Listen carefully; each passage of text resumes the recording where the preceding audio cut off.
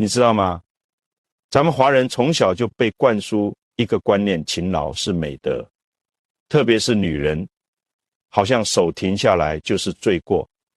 但我在临床看了几十年病，发现一个特别可怕的规律，那些得大病的女人，往往都是家里最勤快、最爱干净、最操心的那个，反而那些看起来有点懒、家里乱一点也不在乎的女人，身体好得很，活得长命百岁，你说怪不怪？这完全颠覆了我们的认知，对不对？但你们想想，人体就像一块电池，你的气血是有限的，那是父母给你的先天资本，加上你后天吃饭转化的能量，你每天睁开眼睛开始干活，就是在耗气。如果你干的活超过了身体能恢复的极限，中医里叫积劳成疾，这个暗号最可怕。它在你每一次弯腰，每一次生气，每一次碰冷水中，一点一点把你的肾精、肝血、心神全部抽干。等你发现的时候，往往已经大病缠身，甚至回天乏术。特别是女人，你们以血为本，以肝为先天，性格又敏感细腻，容易把事情往心里藏。如果还要去拼命做我接下来要讲的这4种家务，那就是拿自己的命换家里的干净，拿自己的血擦家里地。我不是吓唬你们，你们闭上眼睛想想，身边那个最爱干活的阿姨是不是身体最差？不是这里疼就是那里痛，甚至早早就走了，反而那个什么都不管，有点懒的，天天乐呵呵，脸色红润，这背后有深刻的医理。今天我就把这层窗户纸给你们捅破。第一种最要命的家务，就是长时间在通风不好的厨房里做饭，特别是高温爆炒。你们知道厨房在风水上是火烧之地，在生理上那就是女人的刑场。我遇到过一个病人，50多岁，不抽烟不喝酒，人特别善良，结果一查肺癌晚期，他哭着问我为什么，我就问他谁做饭，他说做了一辈子饭，为了让家人吃得香，最喜欢高温爆炒，一定要把油烧得冒烟才下锅，而且舍不得开大功率油烟机。你们要知道，肺主气湿呼吸，肺为焦脏，它最怕燥热和浊气。那个油锅一下去，冒出来的油烟里包含的致癌物质比二手烟还要毒。你站在那里，油烟机吸走一部分，剩下的谁吸了？你的肺吸了，这叫火克金。肺属金，火气太盛就把金给溶了。你每天1日3餐，每顿饭在厨房待1个小时，就等于每天吸3个小时的微量毒气。更可笑的是，很多女同志梳妆台上瓶瓶罐罐一大堆，什么精华液、贵妇膏，套几千块眼睛都不眨，但转头扎进厨房，在充满油烟的环境里熏着。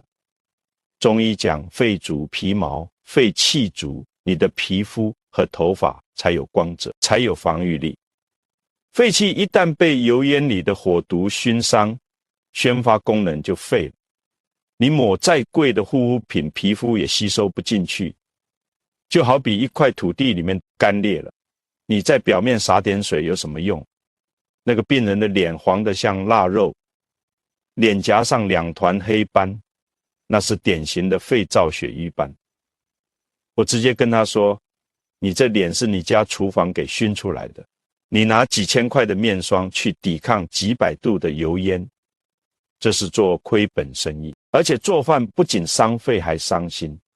你们有没有这种感觉？夏天做饭，厨房里热得像蒸笼，做完饭你自己一点胃口都没有，只想喝水。为什么？因为汗为心之液，你在那里大汗淋漓，流的不是水，是你的心血。心气虚了，你当然不想吃饭，长期这样下去，心肺两虚，脸就开始发黄长斑，那叫黄脸婆。其实就是气血枯竭的表现。所以不要觉得给全家人做一桌子菜是功劳，你这是在透支你的肺气和心血。如果你家里一定要做饭，记得买个最好的油烟机，或者干脆把这活分摊出去，别一个人硬扛。想变美的女人，第一件事就是远离爆炒，远离油烟。这不是懒，这是护肤，是保肺，是保命。第二种要命的家务就是用冷水洗衣服、洗菜，特别是冬天，这一点我真的要千叮咛万嘱咐。现在的女人哪怕是夏天，我也建议用温水。为什么？因为寒气是万病之源。我在诊所里只要一摸脉，齿脉沉细，手脚冰凉，我就知道这个女人肯定经常接触冷水。你们记住了，女人的子宫在中医里叫胞宫，她最怕寒。你的手长时间泡在冷水里，寒气顺着经络直接走到脏腑。自然界里冬天水结冰了，鱼都沉到水底不动了，万物都闭藏了。你的血也是液体，遇到寒它就凝固，这就叫血瘀。你们记不记得武侠小说里练功的人最怕什么？最怕在练功出汗的时候突然被冷风吹或被冷水一浇，这一浇轻则武功全废，重则走火入魔。其实女人干家务就是一个耗气出汗的过程。你在拖地，在擦桌子，毛孔全部打开，这个时候你突然把手伸进冷水里去洗抹布或洗菜，那个寒气就像敌人看到城门大开，长驱直入，它顺着你的手指尖直接往里钻。这个寒气一旦进去，不会马上发作，它会找个地方躲起来。女人身体里最阴寒、最容易藏污纳垢的地方就是胞宫。寒性凝滞，寒性收引，这个寒气一团在子宫里，你的血流过来本来热热乎乎的，碰到这个冰窖立马就冻住了，流不动了，这叫淤血。每个月月经来的时候，这个淤血排不出去，堵在那里，你就痛经，痛得死去活来。那种痛是刺痛，是绞痛，热敷一下能缓解。为什么？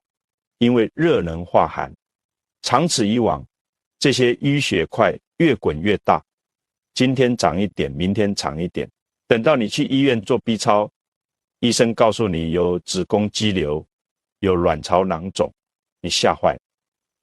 西医说切了吧，切你说的轻巧，那是你身上的肉，而且你把果子摘了，树根还是烂，寒气还在那里。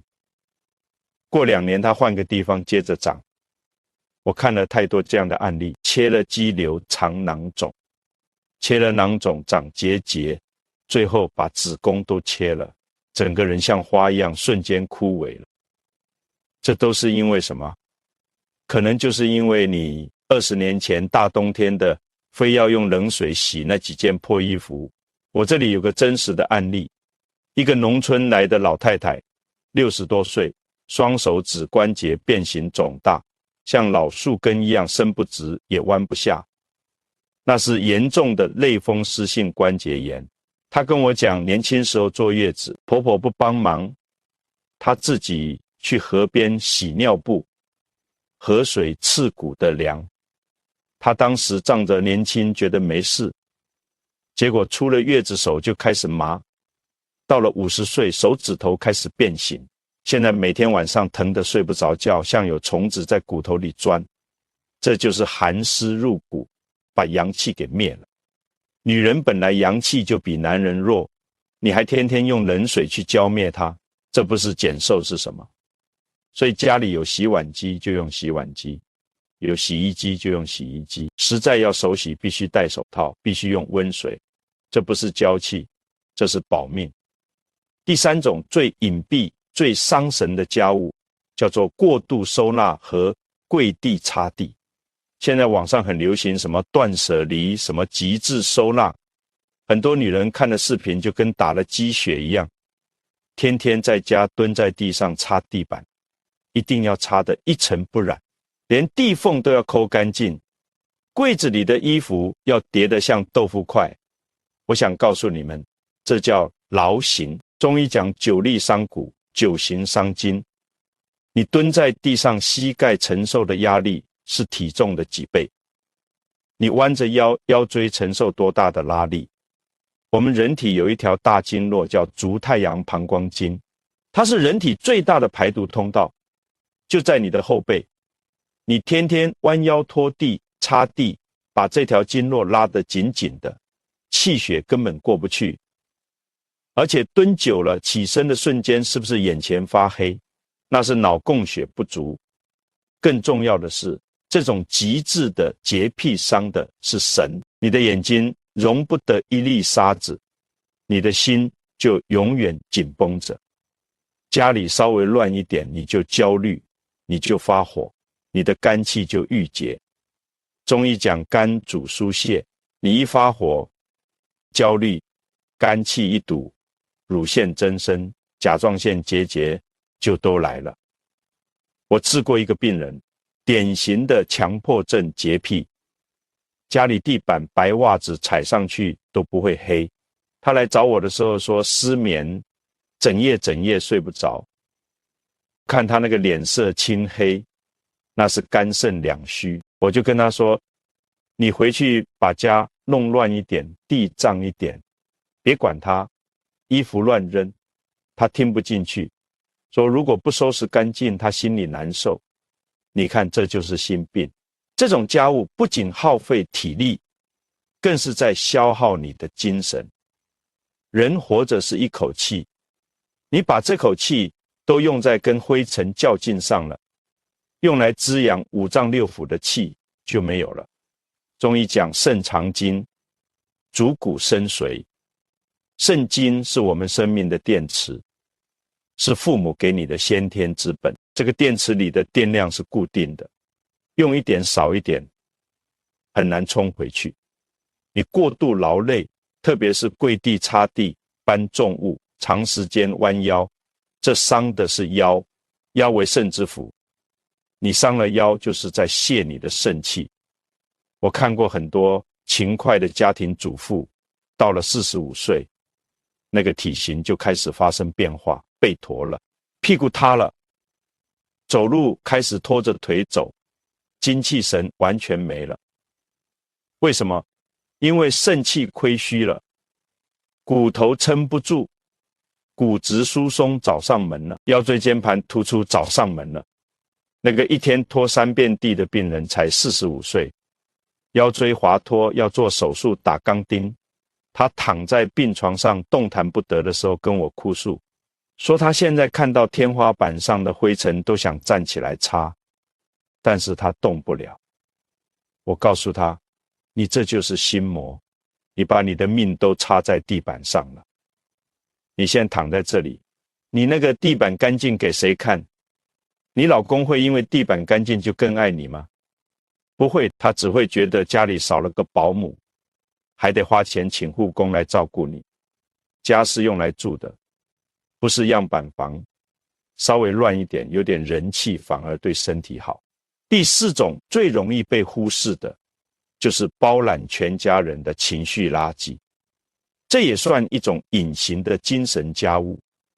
很多女人不仅要管吃喝拉撒，还要管老公高不高兴，孩子开不开心，公婆满不满意。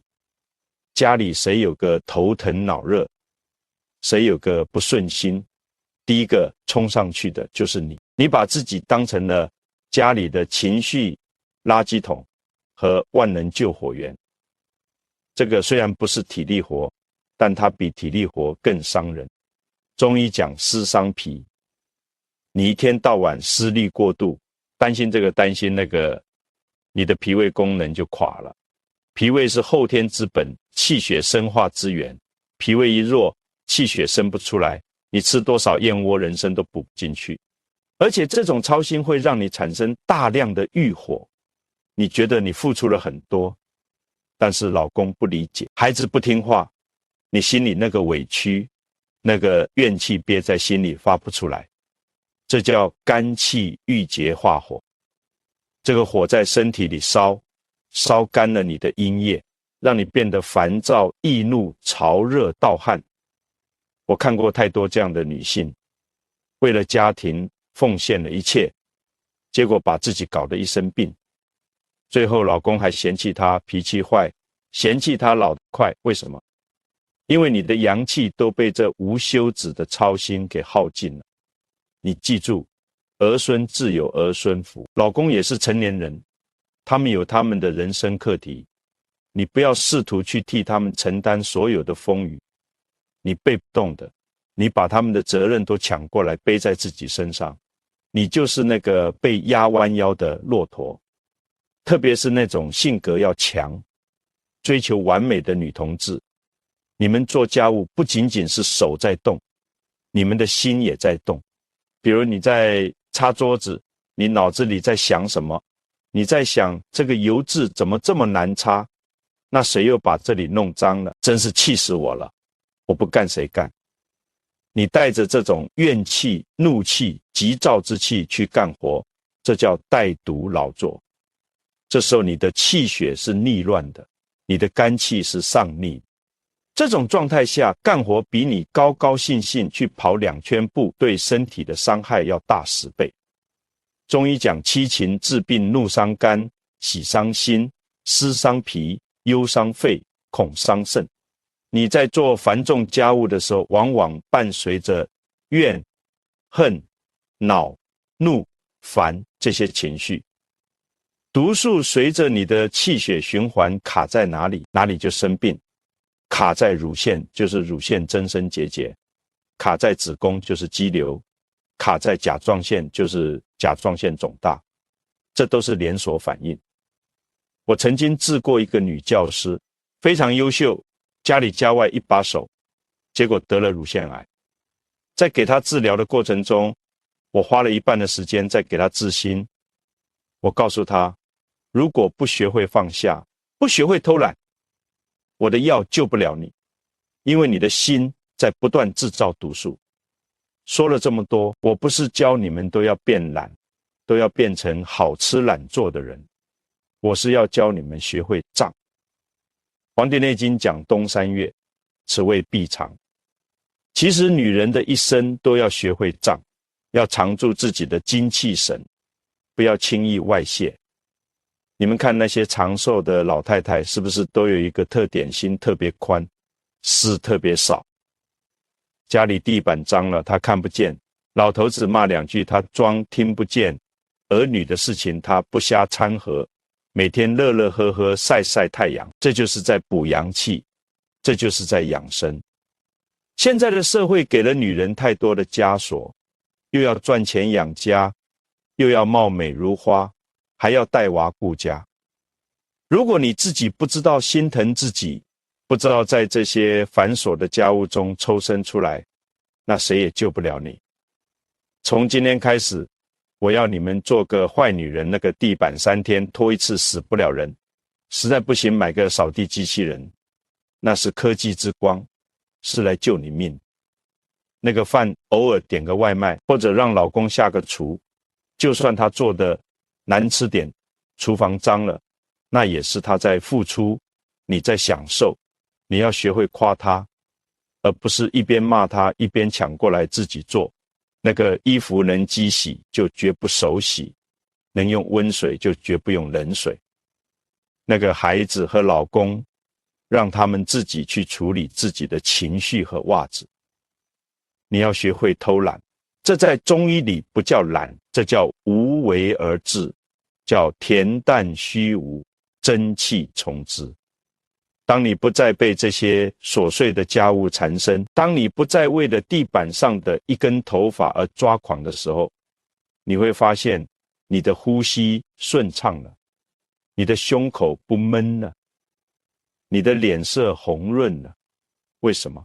因为你的气血回到了它该去的地方，去滋养你的5脏6腑，而不是消耗在那些毫无意义的劳作上。我常常跟我的病人讲，最好的养生不是吃多少名贵的药材，而是不忘坐牢。这个牢既包括体力的牢，也包括心神的牢。你们要记住，家是港湾，是让你放松充电的地方，不是你的第二个工作场所。如果你回到家比上班还累，那这个家对你来说就是个耗能的黑洞。可能有的人会说，我不做谁做？我不做家里就乱套了。我告诉你，是你自己让你有这种想法，是你剥夺了家里其他人干活的机会。你试着放手1个月，你会发现地球照样转，家里也没变成垃圾堆，反而老公孩子可能因为得自己动手，变得更懂事了，更知道你的不容易了。这叫什么？这叫置之死地而后生。你不死一回，他们永远长大。而且女人一定要有自己的时间，哪怕每天只有半个小时，你什么都不做，就坐在阳台上发发呆，晒晒太阳，或者读几页闲书，听听音乐。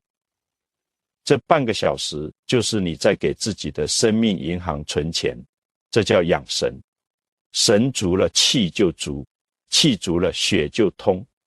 千万不要等到躺在病床上了，看着那苍白的天花板，才后悔自己这一辈子围着锅台转，围着老公孩子转，从来没有好好爱过自己。那时候你省下来的那些水电费，你擦的锃亮的地板能救你的命吗？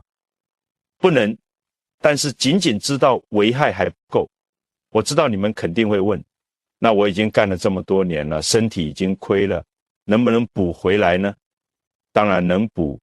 中医的伟大之处就在于它能亡羊补牢。只要你还有一口气在，只要你愿意改变，身体都有治愈的机会。接下来的内容全是干货，我不讲那些虚头巴脑的理论，我就教你们怎么在家里把自己做坏了的身子骨点点给修回来。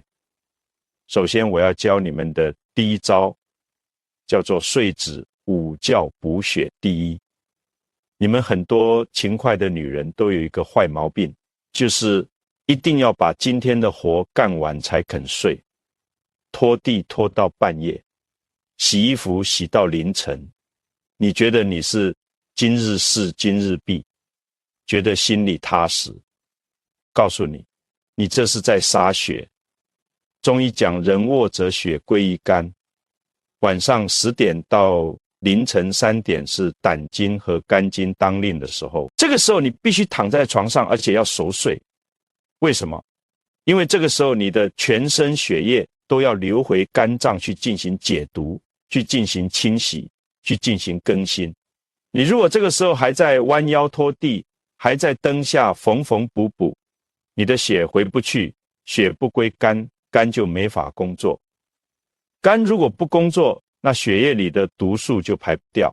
第二天早上起来，那个血还是脏的，脏血流遍全身，到了脸上就是斑，到了心脏就是胸闷，到了脑子就是头晕健忘。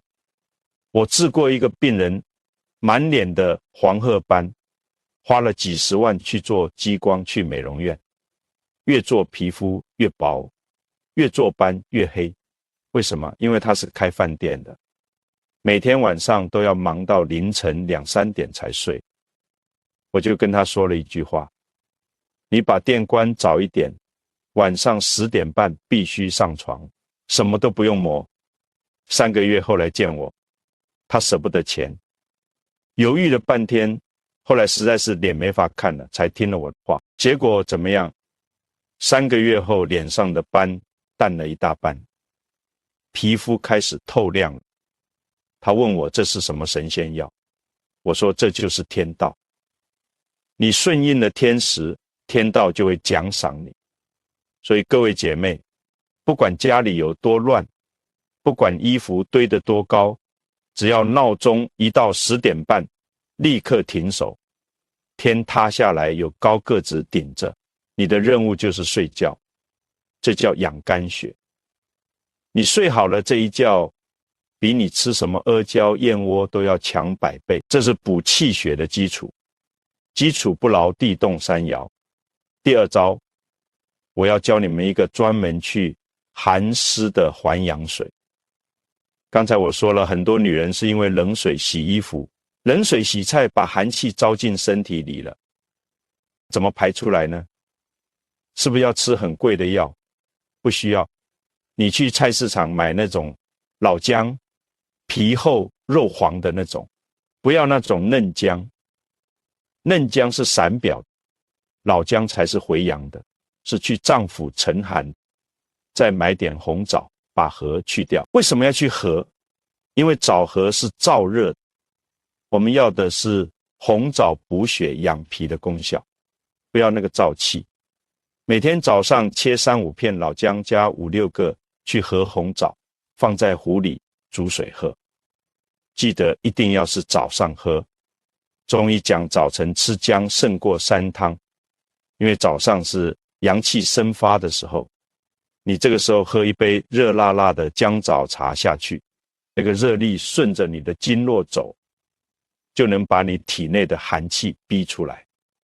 你会发现喝完之后后背开始发热，手心开始冒汗，甚至会打几个冷战，那是好事，那是正气在攻邪气，那是你的身体在排寒。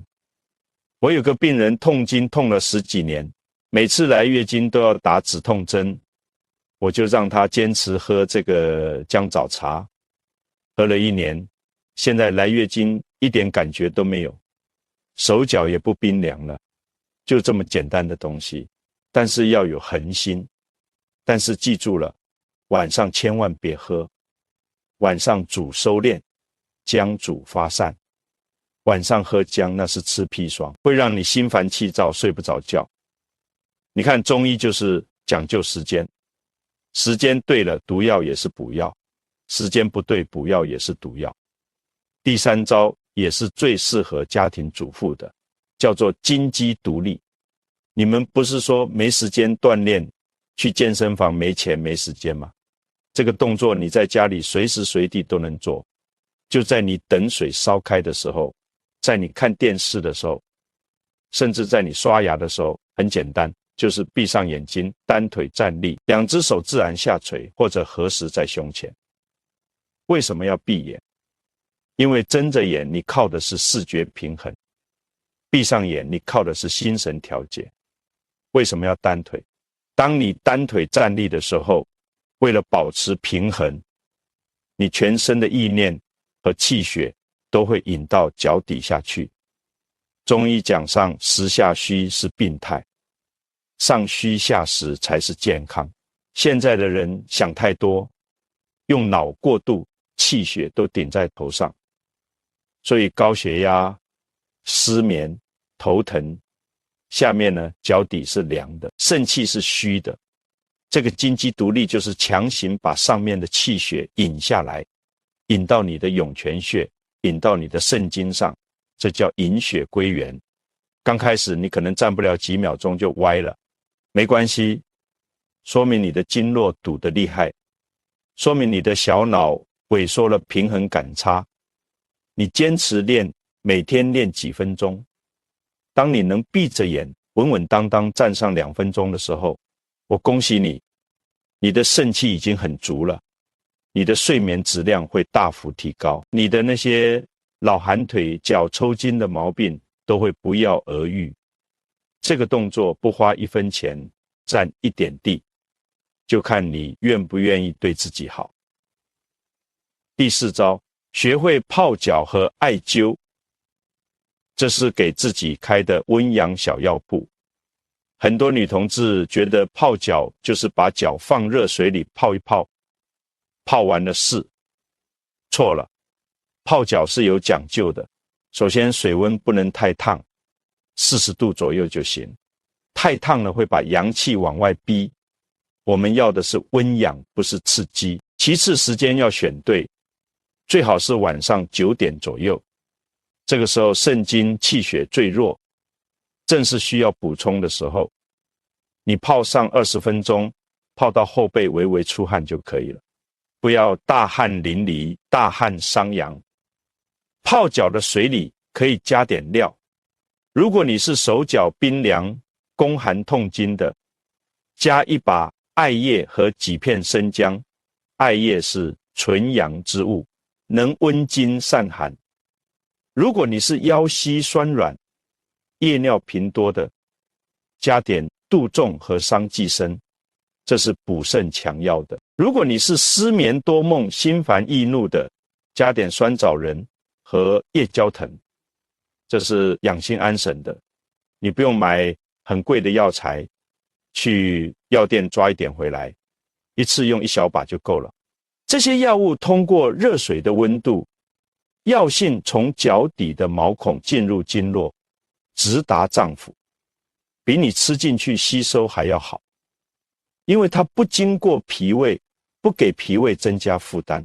我有个病人失眠10几年，安眠药从半片吃到2片都不管用，我就让他每晚用酸枣仁、合欢皮、夜交藤各30克煮水泡脚，连续泡了1个月，现在不吃药也能睡到天亮。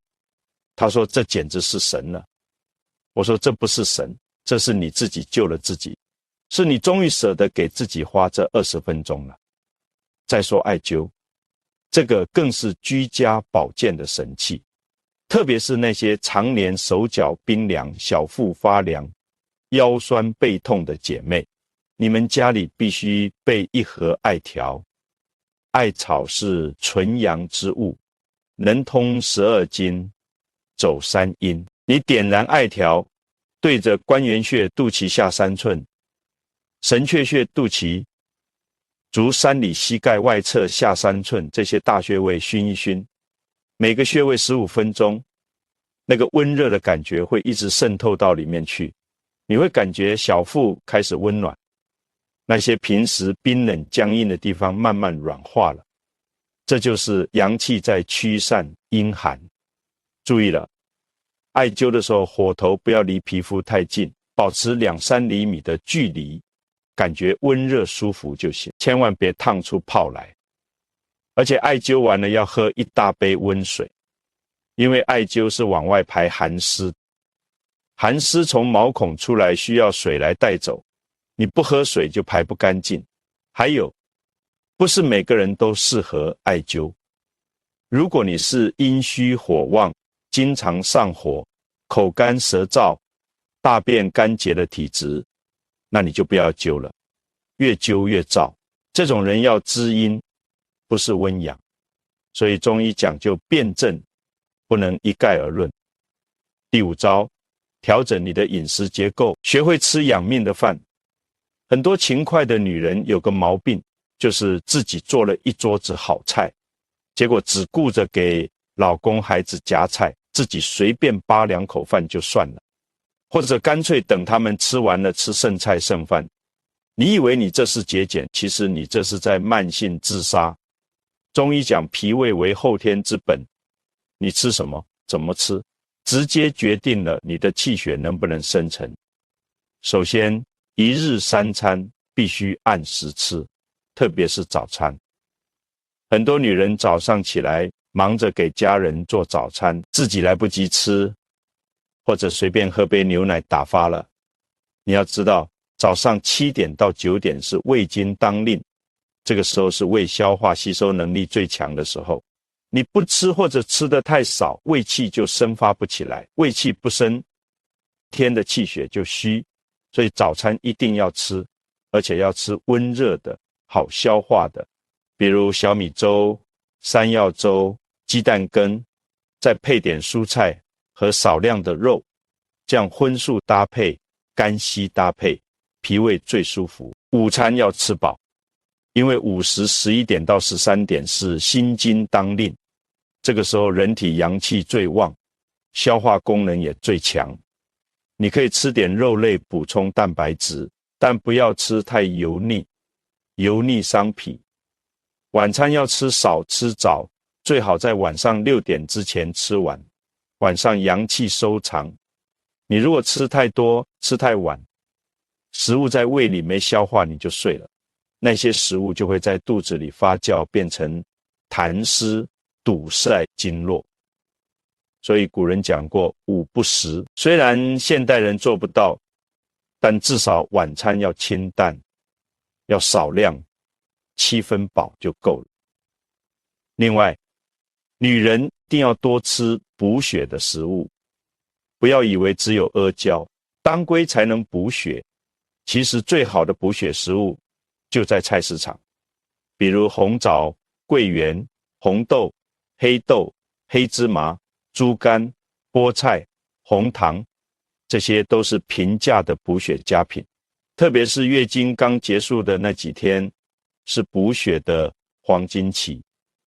你可以煮点当归红枣鸡蛋汤，或者黑豆桂圆粥，把流失的气血补回来。千万不要月经一结束就开始大吃冰淇淋、喝冷饮，那是在作死。本来血就亏了，你还用寒凉的东西去伤脾胃，脾胃一伤，你吃什么都不吸收，就变成了一个漏斗，倒进去的全漏掉了。第6招，学会疏肝解郁，别把情绪憋在心里。前面我说了，很多女人做家务的时候带着情绪，带着怨气，这种负面情绪比家务本身更伤身。那怎么办？你要学会释放，学会疏导。最简单的方法就是找个没人的地方大声喊出来，把那些委屈、愤怒、肝全部喊出去。中医讲肺主悲，肝主怒，你这一喊，把肺气、肝气都疏通了，心里敞亮了，病就好了一半。如果你觉得喊不好意思，那就写日记，把你想说又不敢说的话，想骂又不能骂的人，全部写下来。写完了撕掉或者烧掉。这个过程就是在把郁结的气放出来。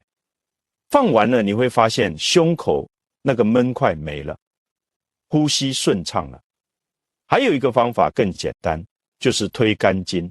每天晚上睡觉前，坐在床上，双腿伸直，用手掌从大腿根部往膝盖方向推，大腿内侧这一条就是肝经，用点力气推，推到发热发酸为止，每条腿推3-5分钟。刚开始推，你可能会发现有些地方特别疼，有硬块，甚至推完了会起青紫的瘀斑。别怕，那是肝经堵得厉害，那些都是你多年积累的怨气淤在那里。你坚持推，把那些硬块推散了，把那些淤堵推开了，你会发现你的脾气变好了，月经变规律了，睡眠也改善了。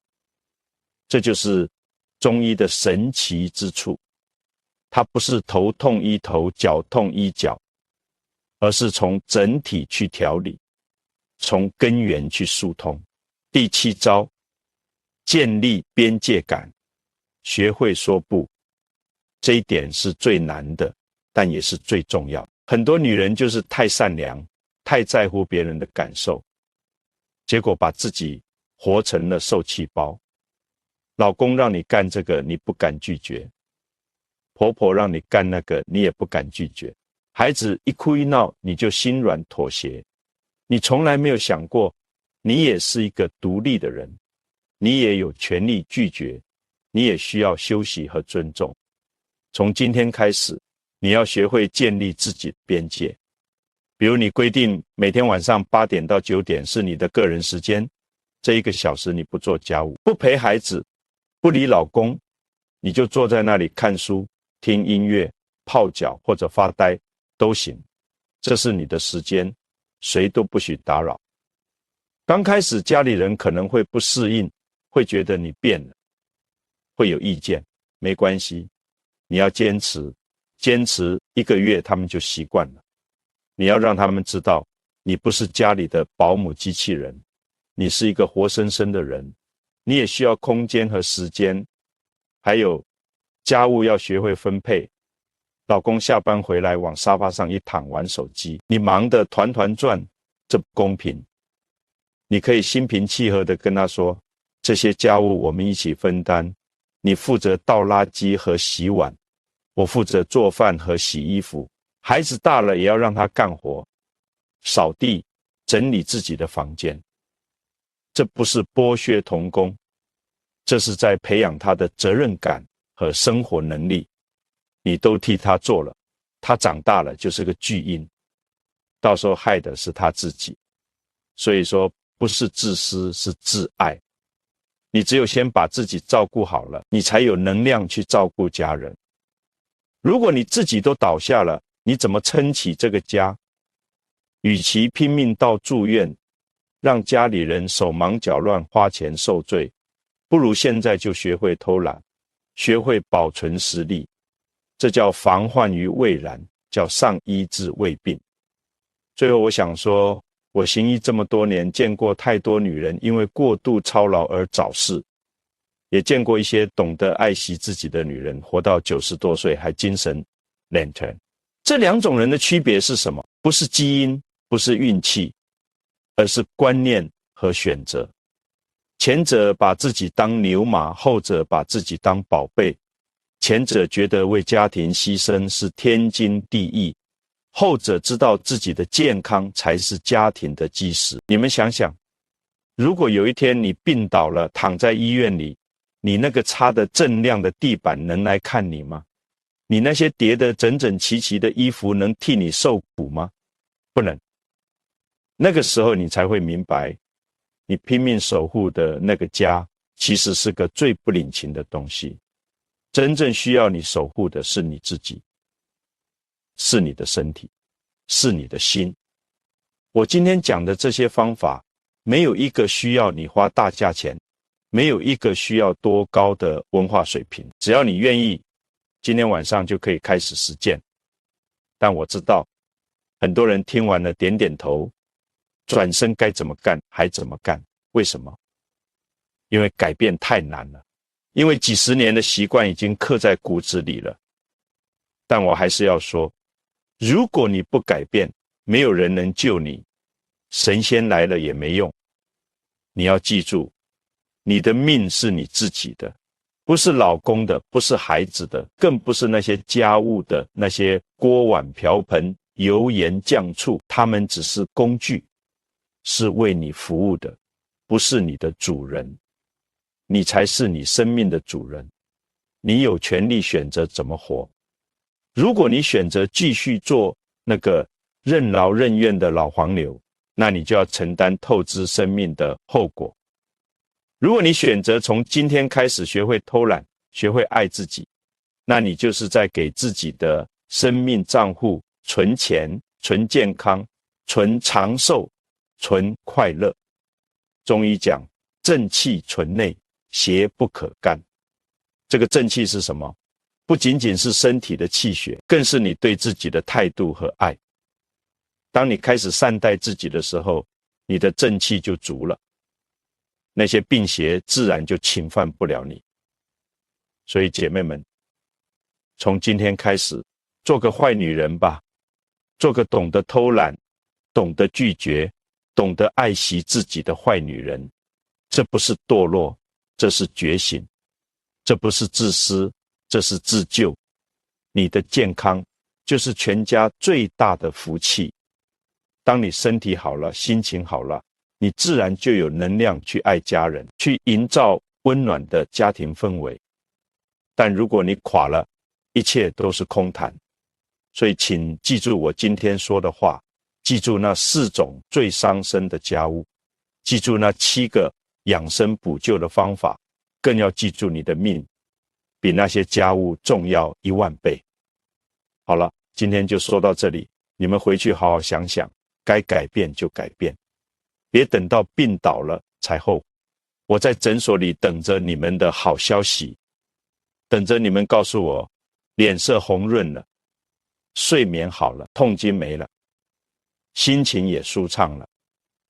那个时候你们就会明白，原来幸福这么简单，原来健康就藏在那些你曾经不屑一顾的偷懒里。记住了，爱自己不是口号，是行动。从今天晚上10点半准时上床睡觉开始，从明天早上那杯热乎乎的姜枣茶开始，从下一次想发火时深呼吸3下开始，一点一滴积少成多，你会发现你的人生真的不一样。